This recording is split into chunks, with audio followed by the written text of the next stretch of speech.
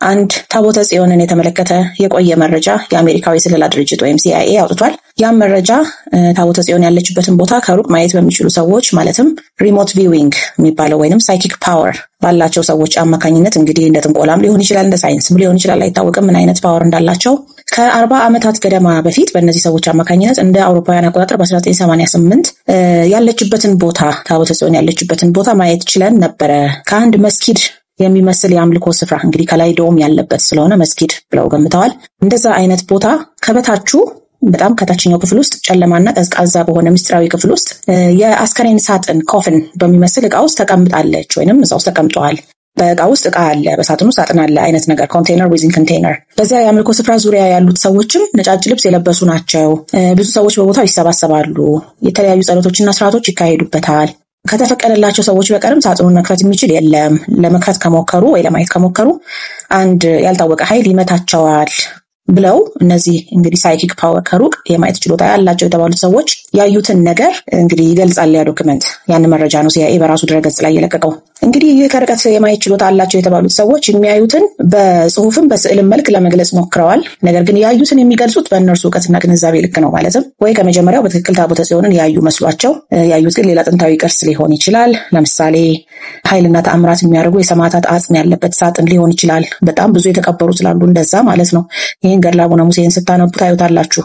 በየቦታው በየዋሻው በጣም ብዙ የመካከለኛው ምስራቅ ሀገራት ውስጥ የብዙ ቅዱሳን ሰማዕታት አጽም በሳጥን እየተደረገ የተዘጋባቸው በእግዚአብሔር ኃይል የተዘጋባቸው ዋሻዎች አሉ እና ከነዚያ መካከል አንዱ አይተው ሊሆን ይችላል። ንዋያተ ቅድሳትን በዛ መልክ የተቀመጡ ብዙ አሉ። ይህንን ሊሆን ይችላል ታቦት አየን ብለው የደመደሙት። አሊያ ደግሞ በትክክል ታቦተ ጽዮንን አይተው እንግዲህ እኔ አይመስለኝም፣ ግን ታቦተ ጽዮንን አይተው ከሆነ አተረጓጎማቸው ስህተት ሆኖ ሊሆን ይችላል።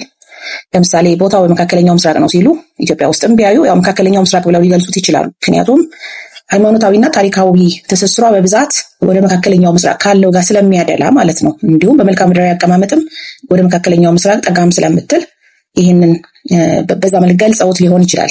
መስጊድ የሚመስል የአምልኮ ስፍራ ያሉበትም ምክንያት ከላይ ዶም ወይንም ጉልላት ስላለው ነው ይህን ያሉት። ምናልባት እነርሱ ያዩት እንግዲህ የአክሱም ጽዮን ቤተክርስቲያን ሊሆን ይችላል። ነገር ግን በምዕራቡ ዓለም ጉልላት ያለው ቤተክርስቲያን የተለመደ ቤተክርስቲያን አሰራር አይደለም። እነሱ ጋር የተለመደው ያው 3 ማዕዘን ያለው ሾጠጥ ያለ ላዩ ላይ ረጅም የመስቀል ቅርጽ ያለው ጉልላት የሚመስል ነገር ነው እንጂ እንደ ኢትዮጵያ ግማሽ ክብ የሚመስል ትልቅ ጉልላት ከላይ አድርጎ ቤተክርስቲያንን መስራት የተለመደ አይደለም እነሱ ጋር።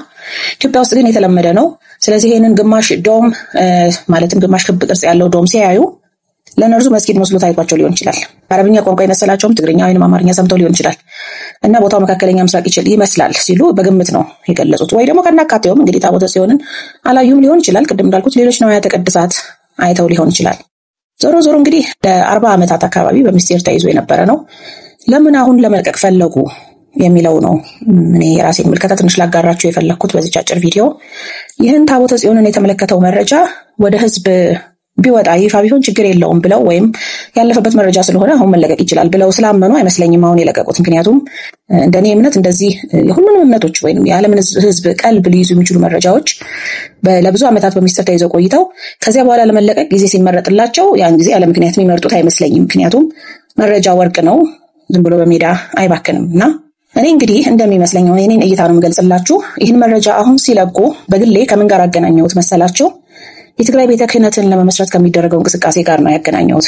ምክንያቱም ይህ እንቅስቃሴ ያው ፖለቲካዊው ብሶት እንዳለ ሆኖ በሃይማኖታዊው በኩል ካየ ነው ይህ እንቅስቃሴ አይሁዳዊ እንጂ ክርስቲያናዊ እሳቤ ላይ የተመሰረተ ስላልሆነ ነው።